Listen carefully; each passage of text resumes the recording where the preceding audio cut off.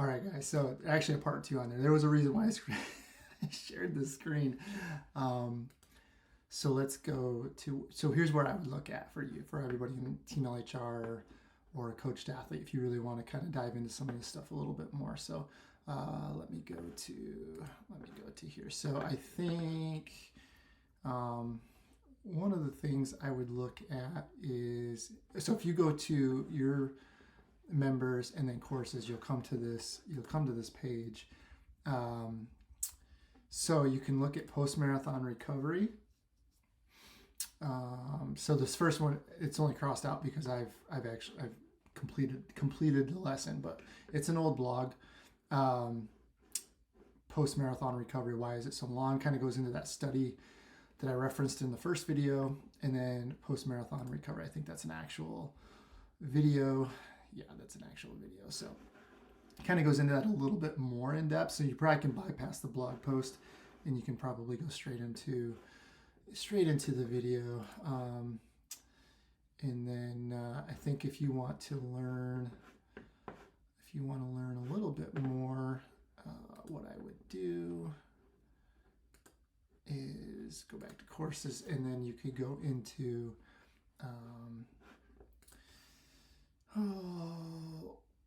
one I just did. Training structure layout would be a good one. And then because then you could hit, you probably don't have to hit all those if you want to just kind of focus on this topic, but you would want to, base training would be very good to kind of go into, and really these last three I think would really go into that. If you really want to dive in, all that will kind of explain full kind of deep dive into how we look at things, how we're putting things together, stuff like that. So you could do that one, and then this I don't think we'll have it as much directly related to this topic, but it could. Yeah, blocking out your schedule would give you some insight, and then kind of look at what we're looking at with how we're doing intensities and paces, things like that. So lots of content if you want to deep dive into it. A lot of these are videos, so you could definitely listen to these. Yeah, look at a audio recording of that one, so you can just you can listen to those too if you want on a run. But yeah, that's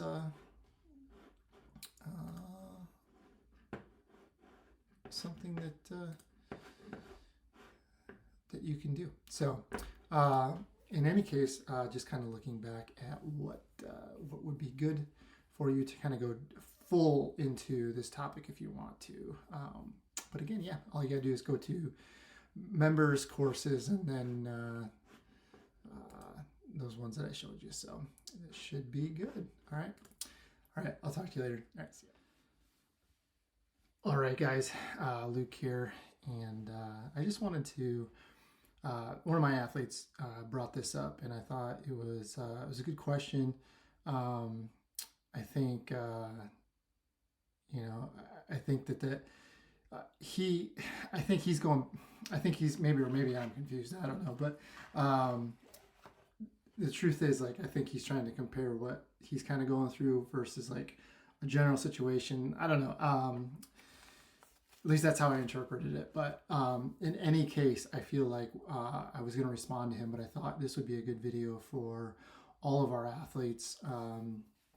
Whether you're coached by me or one of the other coaches, or in Team LHR, I think it's a good teaching point. And so I just kind of wanted to go over that real quick. But in any case, so he was asking about jumps and volume, right? And so I took a pretty gradual course, and this is where I think there's confusion, because what we're doing now with him is kind of different than what I would normally do, because he's hurt. And so and it came back, but this is a common scenario, right? Because people will come to us after they've run a marathon, and then it either went well and they want to take the next level, or it didn't go well and they want to figure out what's going on.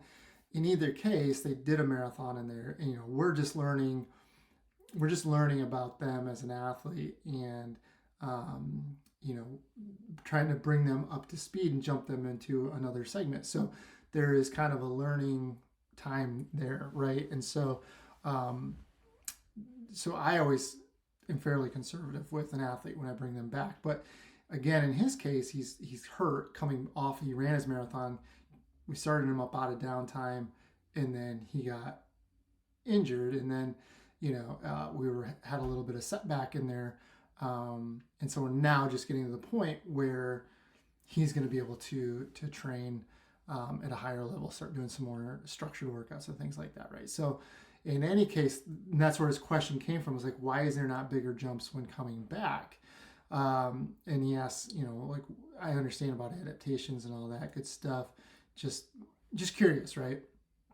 And so it depends, right? And then he was trying to get the physiology out of it, but the reality is, for most of you, the physiological component of that is pretty small overall, right? Most of you have enough experience where just by us doing a ton of easy volume isn't necessarily going to make a drastic change in our overall volume because you've been doing it for years, right? And so, that's not really where I want to go with it. I wanted to kind of explain it's a little bit complicated, or not complicated, but it's a little bit of a thought process, right? And so how fast a person comes back from a race is it will depend. It will depend on experience level, right? Like my first marathon was the hardest to come back from by far. I ran Chicago Marathon way back in when would it have been fall of 2004, and ran amazing, and I felt amazing. Took my 2 weeks off and came back and like, man, my foot is just killing me. Everything else felt great. My foot just bothered me. Went in and got an X-ray, and I had a ruptured tendon in my foot. I don't even know how I did it. I didn't step off a curve, nothing, right? And it ruptured. And so then I had to take another, I think about another 3 or 4 weeks off, and then I came back fine, but it definitely was the longest it came back from. And then over time, they got a lot easier to recover from, right? So it basically got to the point where that first one, I definitely wanted the 2 weeks off, right? And then I wanted more off. Yeah, obviously I had more off because I got hurt, but over time I got to the point where, the first 3 or 4 days sucked, right? They just were not fun. They weren't pleasant at all. But by a week after, I'm like, okay, I'm itching to get going. I wasn't sore anymore and things like that. So definitely changed as I changed as a runner, as I became more resilient, had more experience under my belt, all that good stuff. Tolerance level, I think also plays a role into, and this can kind of go with resiliency. Like if you don't have a ton of injuries in general, then you're going to probably bounce back sooner, right? You're going to feel better sooner. If you've strength trained a lot and your muscles are more resilient to breaking down. And that also goes, we'll talk about this in a little bit, but if you had a rough marathon, that usually means you had a lot of muscle damage, right? Either from going to the tank too much, whatever the case is, doesn't really matter, but you probably had some more muscular damage. And I wrote a blog a long time ago on that, on a study that looked at that where, if you were able to basically maintain pace pretty well, your muscles probably held up pretty well. But if you're a person who crashed and burned, that usually meant that your muscles were severely damaged and you need a longer time to recover, right? So a lot of different things that are going into play on that, right? And then your overall volume. Like if you're a low volume runner, you're probably going to want more time off because you're going to be less resilient. You're going to be less tolerant of bouncing back really quick. That's not saying you don't exercise. I'm just saying getting back to where your normal volume is. So things like that. If you're a higher volume person, you tend to be more resilient, tend to have a little bit more tolerance and everything, and you can bounce back a little bit quicker too. So for me, primary factors really include just if you're a new athlete of mine or not. If you're a new athlete of mine, I'm going to be way more conservative with you because I don't know, right? And I'd rather, my job as a coach is to get you to the next race healthy and ready to go. And if we don't do that, then I've failed on some of my part for being a coach, right? And so I'm always going to be a little more conservative. We can always add more, but I don't ever want to get to the point where we have to take it away because we went too hard too fast, right? So I think that's key, right? And then, like I said before, if you've had a rough last marathon, that's going to play a part in it too, because it usually means you got a bigger breakdown, right? And so we have to be cognizant of that and make sure that we are allowing full recovery of everything before we just throw you right back into training. And again, if you're often injured, if you are consistently injured, and then that inhibits what we can do later on, or it's inhibited the last training block, then we want to be careful to try to not do that again, right? We want to take that time and maybe figure out what is going on. And in this case, my athlete is doing that, right? He's seeing a PT. He's got a good resource there, and so I think they on that end of it, it's going to be taken care of, and it's probably, if it's not going to be a problem again, it's going to at least be able to be managed well, and we can kind of navigate those issues as they come up. But if we have to make that step first, right? And so. But either way, if you're often injured, we want to mitigate that. And so the easiest way to do that, and again, don't confuse this with not ramping up training at all, but just being a little bit slower to do that. Let's let the body fully adapt before we introduce a new stress to it, right? And so I think oftentimes with athletes is that they feel that when they're ramping up, they want to ramp up mileage really quick, and then they want to ramp up intensity real quick, and they've already got races planned out. And I've actually noticed that a lot with I have a lot of newer athletes right now. We're kind of going through a cycle, and it's all of a sudden like, okay, now we're jumping right back into some stuff, right? And so I have to be mindful of that as well. But we're trying to ramp up a lot at the same time, and I think that bit some people before, despite having that experience, right? And so the thing is, you can only add so much at one point. It doesn't matter if you're a newer runner or a professional athlete, right? There's only so much your body can take before it's going to get to a breaking point, right? So if we get to that point too soon, you're probably going to cross the line and end up in a broken down position, right? Like, it's going to happen in some capacity. And that could be anything from just not feeling very good and feeling like you've kind of pushed too soon and kind of get into that fatigue too soon. It can be an actual injury. It could be illness. I mean, there's a lot of different avenues that might take. So you just really have to be careful. Like, we only want to add one thing at a time, and you can add the volume. Like, if you're going from, so example is if I went from a fall marathon, let's say a late fall marathon, and now I'm going to turn around, I'm going to run Boston again, or a spring marathon, doesn't really matter, and I'm just trying to ramp it all up because now I'm into January, I've got to get going, and if I didn't take a lot of that time to kind of make sure I'm fully recovered, then it could come back and bite me in some way. But we could get that volume. Like, if I feel like, let's say somebody ran CIM and they took, let's say too late. Let's use something like New York or Indy or something early November. And they took their time off, and then they just jumped right back. So by Thanksgiving, they want to do a turkey trot. They want to start working out again, and then they roll in through the holidays, and things kind of go sideways on them a little bit. And then January rolls around, they're hurt or they're whatever.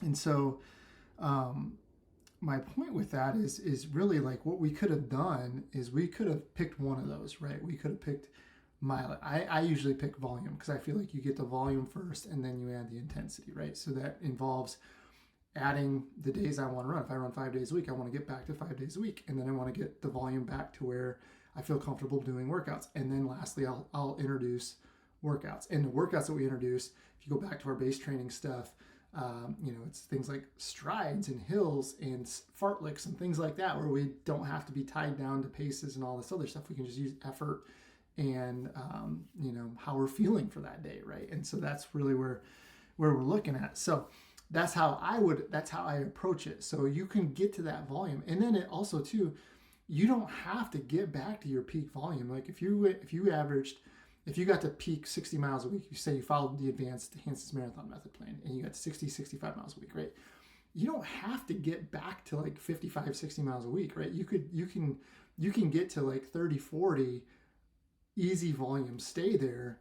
And then if you're going to another marathon, it's going to be a lot easier to ramp up to that 60 miles.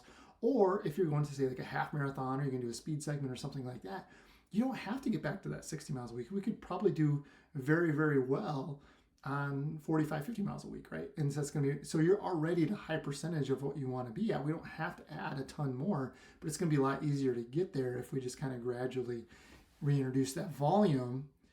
Then once you get to that point, then you add intensity. So actually for a lot of my athletes, what I will do is, depending on the person, right? So anywhere from once they get to 20 to 30 miles a week, then we add intensity, and then we start adding intensity, because that's a fairly big percentage of what their mileage is going to be either way. So if it's if they're going to get to 60 miles a week, in 10 weeks, you're already at 50% of that weekly volume. We can work with that and gradually increase both from there. Or if somebody's going to do something shorter, they're just a lower mileage person, they're more like 40 miles a week at peak. At 20 to 25, they're a little over that 50%, right? So basically get them to 50%, and then we can start adding some intensity, but the intensity is appropriate to where they're currently at, right? So kind of a common theme that we've been discussing a lot lately. So that's where I would usually am thinking on those types of things. And then physiologically, I think what you have to remember is you're going to bounce back really quick, right? Like even taking time off, it's not like you went down to like 70% of your peak. Like you're still, 90-95% physiologically there. You feel like crap, but you're still there. It's not going to take a lot to get back to where you're at. However, especially coming off of a marathon, muscles, tendons, ligaments, bone, all that stuff, much slower to repair. It's all going to depend on what we did for recovery. If we just jump right back into it and we're just delaying the recovery, we weren't very good with nutrition afterwards or whatever, and the longer we slow that, the longer it's going to heal. But it can take a long time for muscles to be fully recovered from a marathon, especially if it didn't go very well for you and you kind of had a crash and burn type of situation, or you ran on a tough course, whatever, right? Like if it just was a tough marathon on you, it means you're probably going to need a little bit longer to really bounce back from that, right? And so that is key to remember there, right? But that's the biggest thing, right? Like, so where I would be is just focusing on building the volume first, taking account of how everything went in the previous segment. What are your weaknesses? If injury is a weakness, how can we fix that? But we've got to play those factors into how we approach a rebuild post segment, right? And so that's the key, right? So it's not necessarily going to be the same answer for everybody. It's going to be similar, but it's not necessarily going to be the same answer, right? And so I hopefully you can take it. Like it puts you kind of at ease of like, okay, how am I as a coach looking at that? Is it for an athlete? If you're using our plans on team LHR, how those are kind of how we're looking at that, so you can kind of understand like what our thought process is going into those things, and then really just kind of building yourself into a better, more resilient runner. And then that's going to shift as you become that stronger runner, right? And you're going to be able to, and not every recovery is going to be the same, right? And so that's kind of my thought process on it. And yeah, hopefully that helps you guys out and gives you something to think about and at least something to listen to for a little bit. So, all right, thanks a lot. I'll talk to you.